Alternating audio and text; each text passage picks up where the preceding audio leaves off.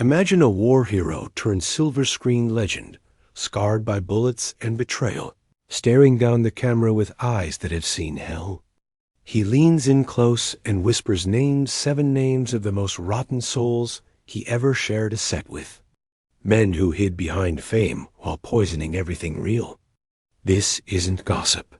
This is a soldier's confession. Stay with me. He came into the world in 1924, New York City, born to parents who wore suits and spoke in polished sentences. Dad sold dreams in ads. Mom shaped beauty in magazines. Home was strict, expectations ironclad. School felt like a cage. He bounced from classroom to classroom, kicked out more than once for fighting rules he never agreed to follow. Upstate Feuds became his real education mud, fists and learning early that the world hits back. Then the war called. 18 years old, he signed up for the Marines. Pacific Islands turned into killing grounds. On a blood-soaked beach, he led a charge straight into machine gun fire. Bullets tore through flesh. He went down hard, earned a Purple Heart, and carried the pain home in his bones and nightmares. Those nights in foxholes taught him what fear smells like, what courage costs. He never forgot. Back stateside, jobs were small fixing pipes, hauling lumber until fate laughed. One afternoon, elbow deep in a theater toilet, the stage manager begged him to read a line for a missing actor. The words felt alive in his mouth. Something clicked. He chased lessons in dim New York studios, voice like gravel, presence like a storm. Hollywood sniffed talent and pulled him west. First role, a Navy grunt in a forgettable flick. Didn't matter. The camera loved the scars. Early gigs cast him as the bad man crooked cops, outlaw killers, soldiers with dead eyes. Westerns, crime stories, war epics, he owned the shadows. Then came a wild comedy where he played twin gunfighters, one drunk, one deadly. Critics lost their minds. An Oscar landed in his rough hands. Suddenly, he wasn't just tough, he was untouchable. More classics followed: rogue mercenaries, condemned killers, lone wolves with codes. Audiences felt the war still rattling inside him. If this story's already pulling at you, do me a favor, share it. Let someone else feel the weight. Success brought money, distance, and whiskey. First marriage started bright 1952, young love, 4 kids, laughter between takes. She saw the gentle giant beneath the growl. But sets kept him gone for months.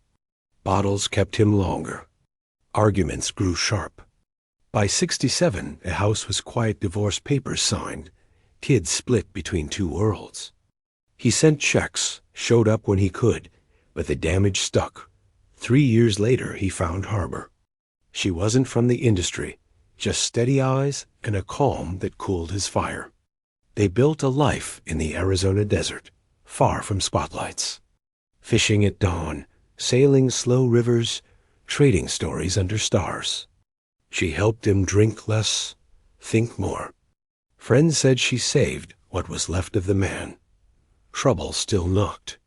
An old flame sued for half his fortune, claiming years spent as common-law wife. Headlines screamed. Courtrooms buzzed. The case rewrote law books and coined palimony. Through every flashbulb and accusation, his desert anchor never wavered. She held the line while the storm raged. Health faded in the 80s lungs wrecked from smoke and sorrow. She nursed him through hospital nights and desert sunsets. When the end came in 87, she was holding his hand. The warrior finally rested, but before the grave, he left a warning. In quiet bars and late-night talks, he named 7 actors who made his skin crawl not for lack of talent, but for rot beneath the shine. Men who bullied crews, mocked weakness, treated art like a mirror for their egos. He called them poisoned out first, the pretty charmer who preened like royalty, but sneered at anyone beneath him. Spent hours perfecting hair while belittling grips. Talent flickered, but vanity burned brighter. Second, the fellow tough guy with a vicious drunk side. 1 minute velvet voice, next minute swinging fists. Saved cruelty for those too small to swing back. Third, the leading man who mistook tantrums for genius. Late to set, rude to directors, convinced the film lived or died by his mood. Truth was, crews carried him forth. The crooner king who snapped fingers and expected the world to kneel. Publicly shredded a cameraman once just because the shot wasn't fast enough. Gifted voice, hollow soul. Fifth, the sensitive genius who drowned in bottles before noon. Brilliant when the camera rolled, broken when it stopped. Gave up on himself daily. Sixth, the method god who turned preparation into torture. Kept casts waiting while he felt the role, and delivered magic or nothing. Art became excuse for chaos. Seventh, the laid-back partner in westerns who coasted on charm. Joked through takes, cared for no one, pocketed checks. Never broke a sweat for the craft. He didn't name them to settle scores. He named them to draw a line. Doesn't matter how bright the marquee, he said. Without honor, your noise. The man who survived beaches and bullets refused to salute frauds. His voice rough, honest, final still echoes. Judge the work, but measure the man. If these words hit hard, hit share. Let the truth travel. And if you haven't already, subscribe. More stories of grit and grace are waiting.